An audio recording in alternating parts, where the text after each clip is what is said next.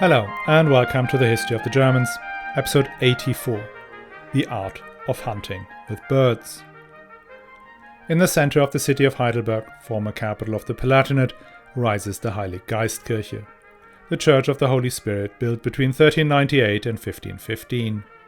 Inside the church you will notice some unusual galleries on the upper floor. This is where the Bibliotheca Palatina, the greatest repository of books and manuscripts in Renaissance Germany, was once kept.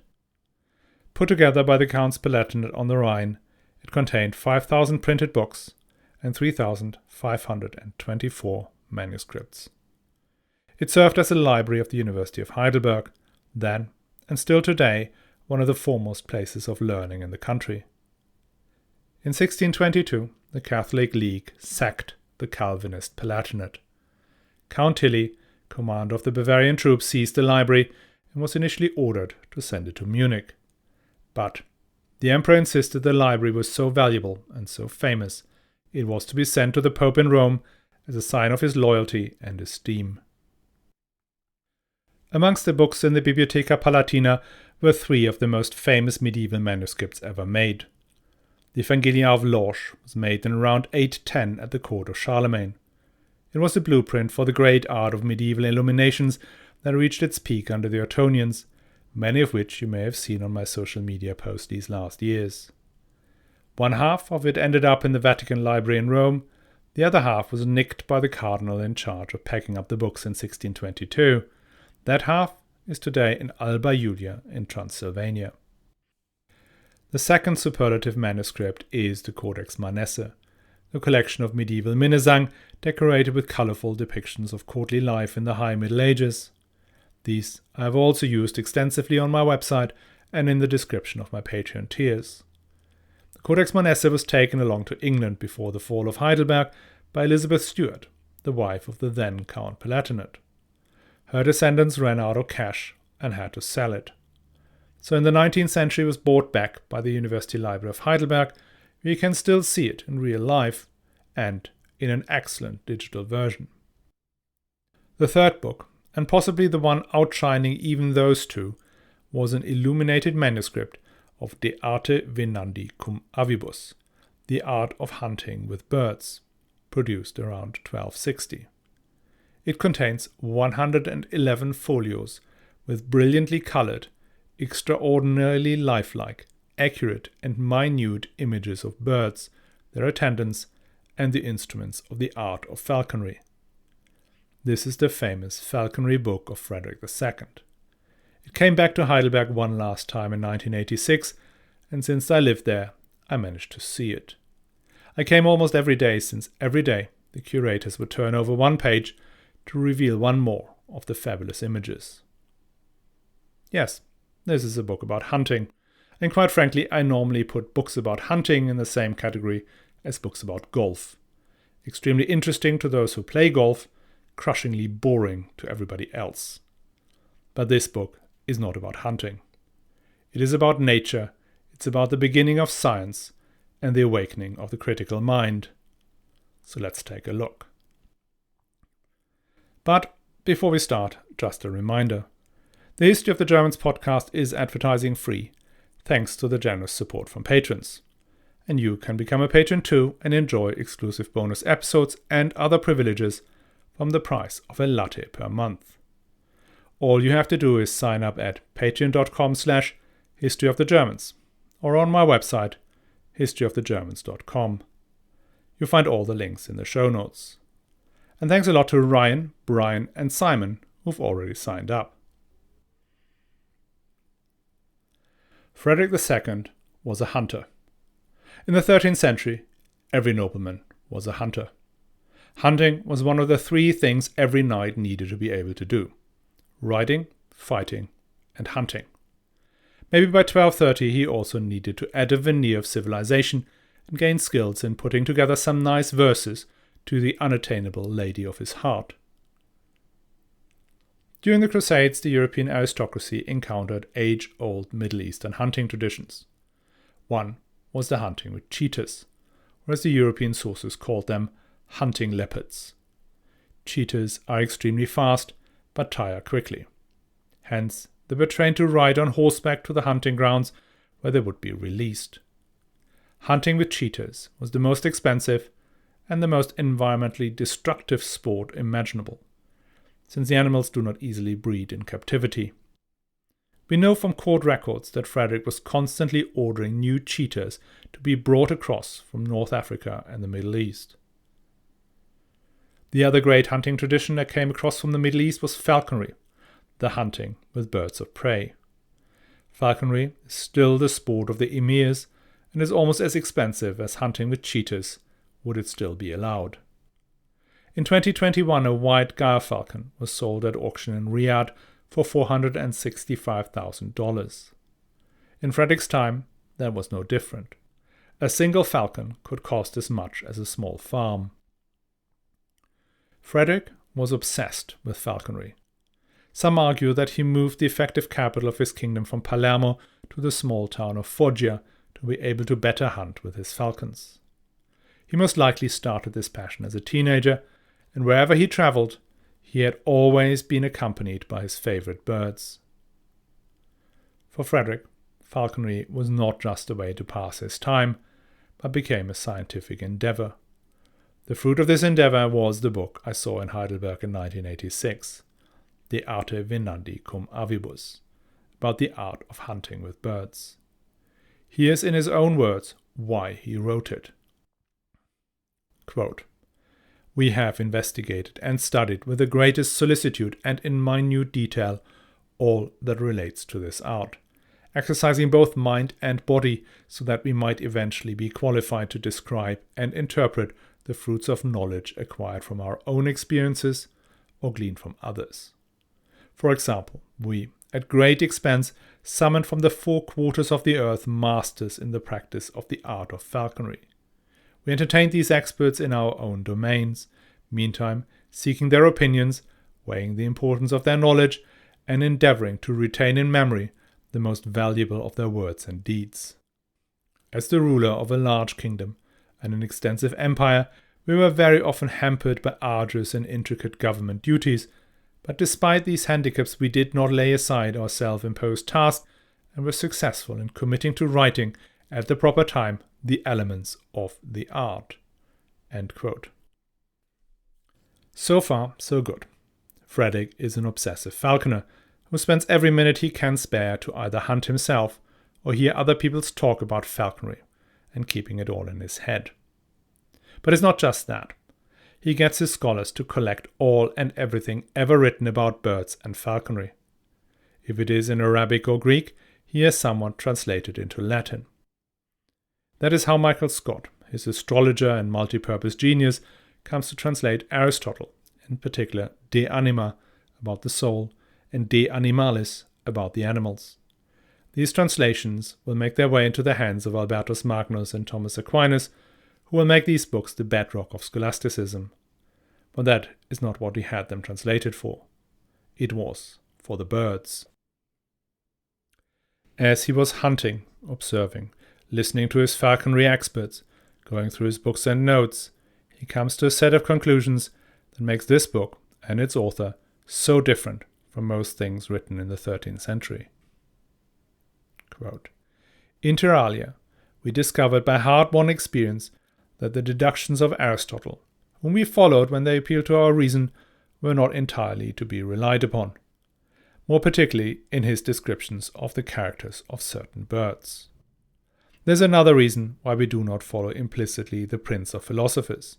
He was ignorant of the practice of falconry, an art which to us has ever been a pleasing occupation, and with the details of which we are well acquainted. In his work, the Liber Animalum, we find many quotations from other authors whose statements he did not verify and who in their turn were not speaking from experience. Entire conviction of the truth never follows mere hearsay." End quote. Frederick II says that Aristotle is sometimes wrong, that he peddles hearsay and does not check his sources. Not something you find very often or ever before the 16th century. Dissing Aristotle flies in the face of any scholastic whose primary assumption was that the authorities, i.e. the Bible, the Church Fathers and the great ancient philosophers, were right absolutely. And where the great professors of Paris, Bologna or Oxford found the authorities might, on the face of it, diverge, they strained every one of their synapses to find an interpretation that let both still be right. Finally, if compromise cannot be found despite all these efforts, the decision which one was right was based on seniority, i.e. Bible first, Aristotle second. What played no role in a dispute was actual observations, proof that came bottom up, not top down. Frederick operates in the diametrically opposite way. As he says in his introduction, our purpose is to present the facts as we find them. And he puts this into practice. His book consists in total of 6 chapters. The first is about the general habits and structure of birds. And the other 5 are about specific techniques of hunting with falcons. I'm no biologist, but I understand that his observations were a mainstay of ornithology well into the 20th century. Reading in it, it's clear that what he describes is based on observations. He tests Aristotle's theories against the facts, and where the theory falls short, he puts the prince of philosophers aside and develops his own hypotheses. Then he tests his hypotheses. For instance, he believed ostrich eggs could be incubated in the sun, and found that they could, at least in Puglia. Another concerned the habits of vultures, specifically whether vultures exclusively eat carrion. For that, he left some vultures without food for several days. Then he put live chicks into their cages, and despite being extremely hungry, the vultures did not attack or eat the chicks. There was proof that vultures only ever eat carrion. Then he wanted to find out whether they detect their food by sight or by smell. He took 2 vultures and had his men stitch the bird's brows below its eyes. A long-standing technique applied to falcons that may be painful but not long-term harmful to the animal. Then again, he left them hungry and presented them with carrion. The vultures could not see it and left the food untouched, which convinced him that the vultures find food by sight, not smell. He described himself as an inquisitor, at that time not a laden word, but describing someone who seeks the truth by investigating the circumstances. At his court, other biological and medical sciences flourished.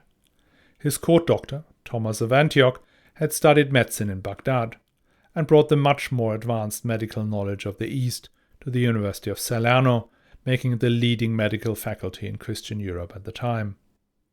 Thomas also helped design the criteria for the approbation of doctors and pharmacists, something again unknown elsewhere. Jacobus Rufus, nephew of Frederick Marshall, wrote the very first book about veterinary medicine in the Middle Ages, which includes a rudimentary notion of the Mendelian inheritance, the thing with the P's, about recessive and dominant traits, only in horses. His insistence that scientific proof is superior to the faith in established authorities added to the bewilderment that his contemporaries experienced in his presence. They came on top of all the other ways in which he deviated from the monarchical norm core of the 13th century. He had an interest in other religions. He maintained regular exchanges with the court of Sultan al-Malik of Egypt and other Muslim rulers. He had turned his kingdom of Sicily into an absolutist regime based not on some ancient law, but on the law that was needed. And he was in constant conflict with the church. As the latter conflict, the one with the popes, intensified, this mixture gave rise to rumors and tall tales that have been repeated down the centuries. They paint Frederick as a gruesome and godless ruler. And as they keep getting repeated, we will repeat them here too. One story was that he used men who had been convicted to death in his experiments. One he had put into a sealed wine barrel to find out whether his soul would leave via the bunghole as he suffocated. Another experiment involved 2 men. Both were given the same food, one then ordered to rest and the other to go for a long walk. Once the second man returned, both were killed and the contents of their stomachs investigated to find out whose digestion had proceeded the furthest. And finally, he allegedly undertook an experiment I will not recount here. Google it under Frederick II language experiment, if you are so inclined. All of these stories are from a book by Salimbene di Parma, a Franciscan monk who wrote a treatise comparing Frederick II to the 10 plagues 30 years after Frederick's death. So not exactly an impartial eyewitness. Most historians hence dismiss these claims as outright fantasies. And I would like to agree. But then, if Frederick was indeed of a scientific disposition, and, in line with the culture of the time, had little regard for the rights of convicted criminals, these first 2 experiments are not completely impossible to have happened. The language experiment, however, that must be propaganda. Falconry was Frederick's total obsession, but not his only interest. He was, as I said before, a man of unquenchable curiosity. When he had a chance to meet the great mathematician Leonardo Fibonacci, he took it. Whether he understood the Fibonacci retracement, a set of ratios to identify support and resistance levels in a trend, I very much doubt. These calculations are still used today by so-called technical analysts in the markets and drive billions of dollars of investment. He also picked up another habit of life at the great Muslim courts. Rulers and their courts would send out letters to renowned scholars, seeking answers to questions they had been discussing. Sometimes the scholar would then publish the questions and answers in a book, thereby elevating both their own standing and that of the noble questioner.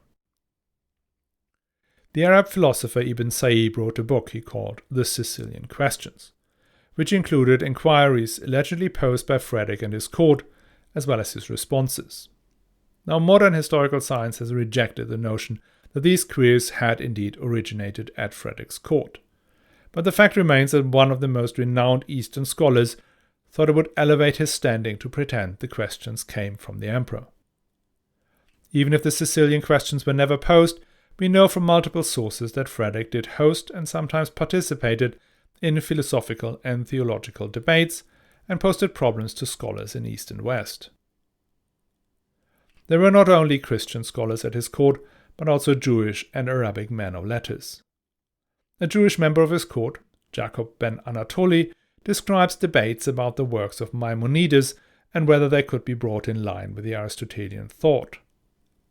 Equally, Judah ben Salomon, who helped translate Arabic and Hebrew texts, report about discussions of the Talmud, a primary source of Jewish law and theology. Frederick's interest in Jewish culture and theology becomes very public during his stay in Germany in 1236, when he is called upon to adjudicate on a case of blood libel. To explain this, we have to go back to England in the year 1177, when Thomas of Monmouth, a monk at the Benedictine Abbey of Norwich, publishes a book entitled The Life and Miracles of St. William of Norfolk. According to Thomas of Monmouth, William was a 12-year-old boy of unusual innocence.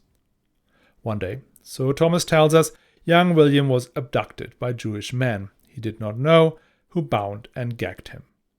They then allegedly shaved the boy's head, put a crown of thorns on him, and fixed him to a cross in a mockery of the crucifixion. Afterwards, they disposed of the body in a well. In his treatise, Thomas quotes a convert from Judaism, Brother Theobald of Cambridge, who claimed that the Jewish faith required an annual sacrifice of a Christian child to ensure the return to the Holy Land and to punish the Christians for the persecution of the Jews.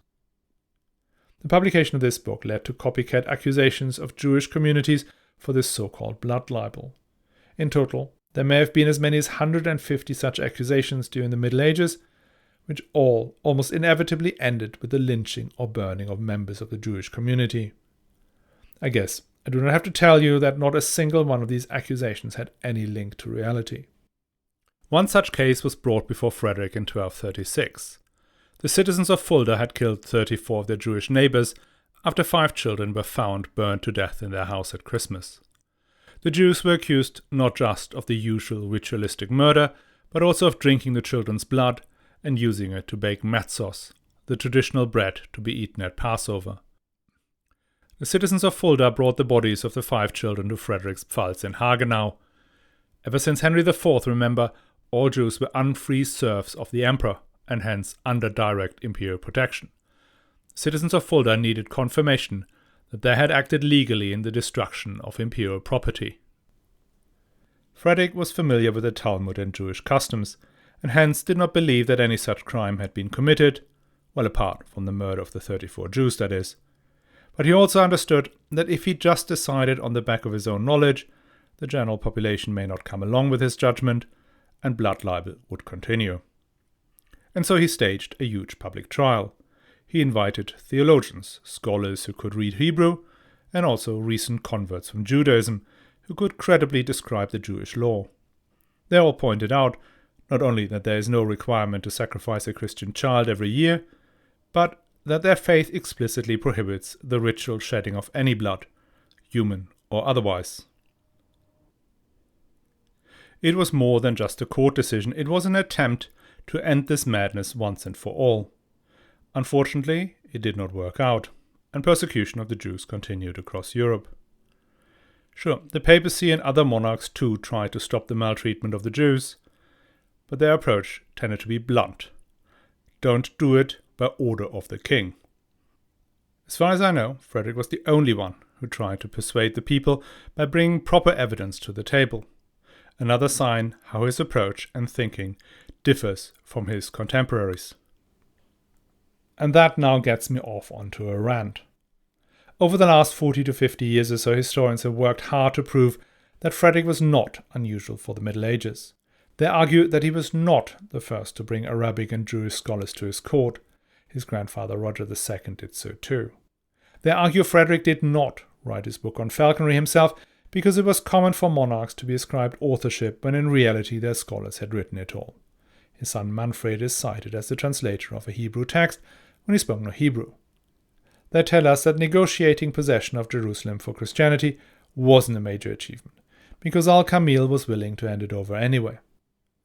I lost it completely when I read that Hans Martin Schaller, a highly respected scholar, argued that Frederick was a very pious monarch, no different from other men in his position. I really do not get this. I am not a proponent of the great man theory of history. I am the first to admit that Otto the Great or Frederick Barbarossa were very much a product of their times. One was lucky, the other less so. And I hope you notice that I believe Frederick's policy in Germany had a detrimental effect on the long-term development of the Holy Roman Empire. But Frederick as a pious monarch? Give me a break. The man built hundreds of castles, only one church. I repeat, one. In a reign of nearly 50 years. One. Compare that to contemporary monarchs. Louis IX of France, admittedly Saint Louis, paid 100,000 livres for a large silver chest that housed the crown of thorns he had acquired from Constantinople and that he had brought barefoot and in a hair shirt into Paris himself. There he had built the Sainte-Chapelle, the most marvellous Gothic treasure, that cost him another 40,000 livres. Louis IX went on 2 crusades that, as is necessary, achieved nothing but knightly tales, one of which he died on. He passed several laws punishing blasphemy, and he targeted the Jews, had the Talmud burned. That is a pious king. Meanwhile, King Henry III of England was almost equally pious, just less popular. He spent vast amounts on church ceremonies and tried to turn Westminster into a rival of the Sainte-Chapelle. And he had the Jews first robbed and then made to wear yellow badges. Also a pious king. None of these guys had spent time observing the flights of a swan, and comparing it to what Aristotle or Pliny the Elder or an Arab scholar had said about the flight of swans. None of them had questioned Aristotle's idea of spontaneous generation that believed that crocodiles suddenly appeared from mud. None of them thought that facts are superior to dusty books. Yes, I agree that Roger II and the whole Norman court in Sicily was a fascinating intellectual environment, rivaling that of Frederick's court in Foggia. The same goes for Alphonse X in Castile. But these guys are the exception. There isn't much science and philosophy coming out of Richard Lienhard, Philippe Auguste, or any of Frederick II's own predecessors, except maybe of Otto III. Sometimes there are exceptional individuals, not superior in all and everything, just very different.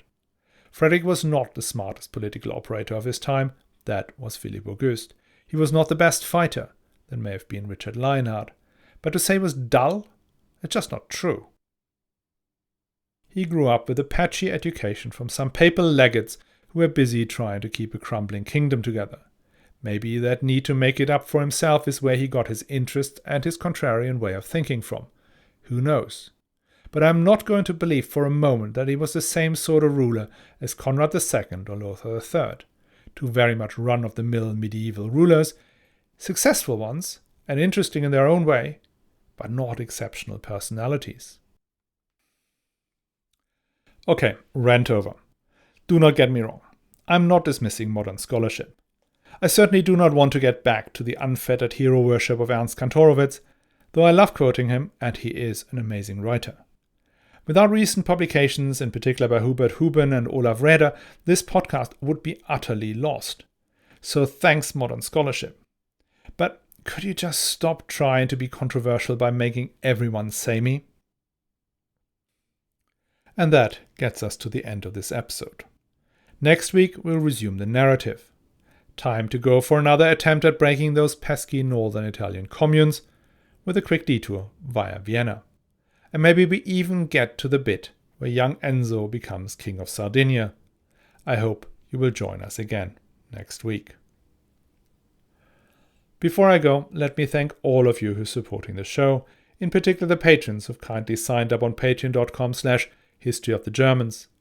It is thanks to you that this show does not have to do advertising for products you do not want to hear about.